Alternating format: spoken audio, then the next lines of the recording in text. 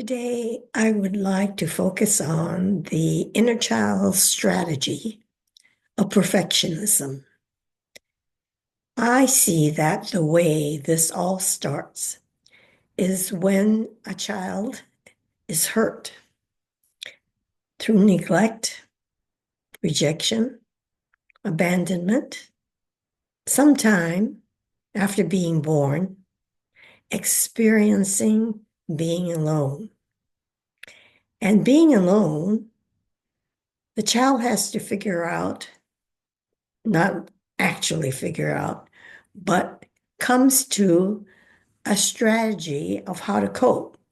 Now, this comes from trauma parts who are created to help the child survive. And these trauma parts that I've repeated have helped you survive to the point of where you are as an adult right now. So we appreciate the trauma parts.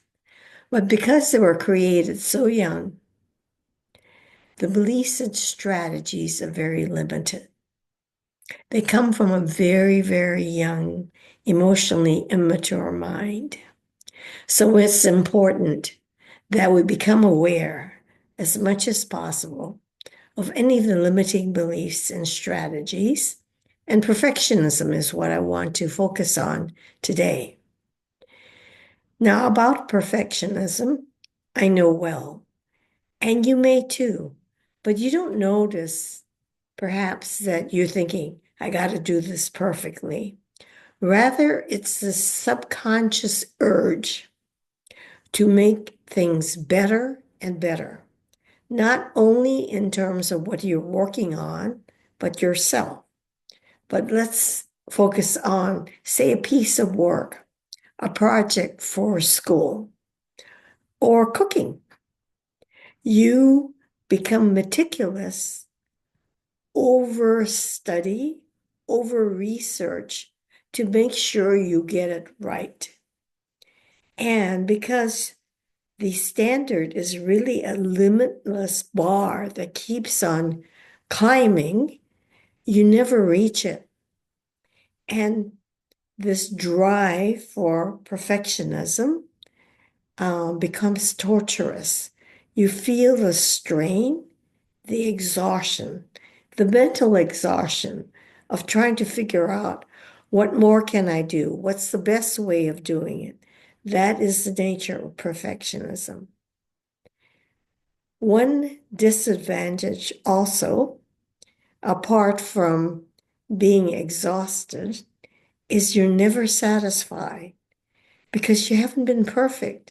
You can't sit back and say, I made it, I did it, and be appreciative of what you've done. Rather, you're always thinking of what more you could have done.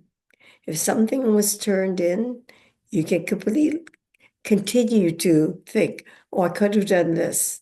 I could have said this better. Even in like cooking, you have what you've done, rather appreciate the dish, whatever you created. You think, oh, this could have used this. So this dissatisfaction is what persists rather than feeling satisfied and maybe even proud of what you've done. So perfectionism is a very hard taskmaster with no appreciation.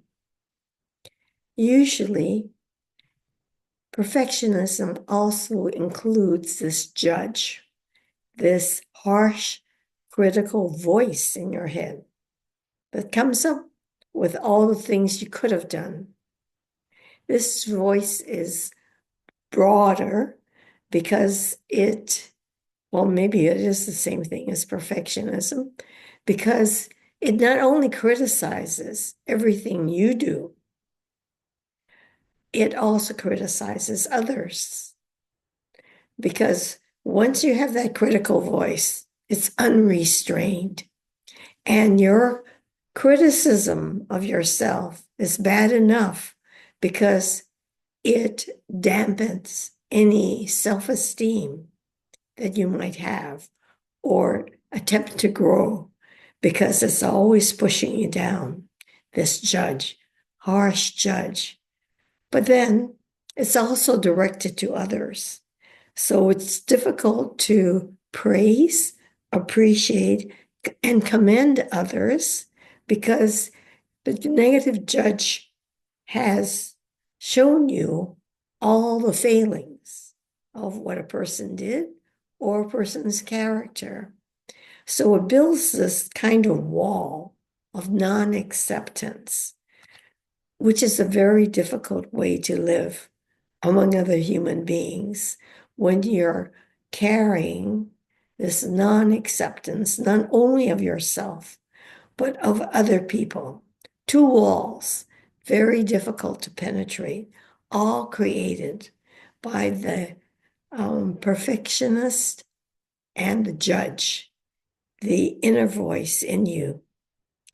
Doesn't it sound like a wonderful pattern, a wonderful voice to quell consciously if you become aware of this judge or your perfectionism? You might try adopting this saying in the group that I belong to: I am perfectly imperfect. And saying that often enough might lead you to the place of accepting what you've done or accepting what is or what someone else has done, which leads you to peace, no longer conflict. So it's very important to become aware and to quell the voice and substitute loving kindness instead. So whenever you see the criticism or any kind of judgment against yourself or someone, have a reminder pop up saying, try loving kindness, and see if you can move to a space in you of loving kindness. Now that's another issue, so to speak. How do you do that? How do you develop a heart that is kind and loving? Well, for me, there are two ways. One is doing the healing of the inner child, which is what this whole series of videos are about, to talk about all aspects of healing the inner child. Conscious efforts can only go so far, as I have pointed out, and the ones that take advantage of the nebulous space of the subconscious, of imagination, of spaces where there are limitless possibilities, like a connection with oneness. Oneness as you connect with, in awe of creative works, of nature, of trees, bird calls, flowers, the ocean, the earth.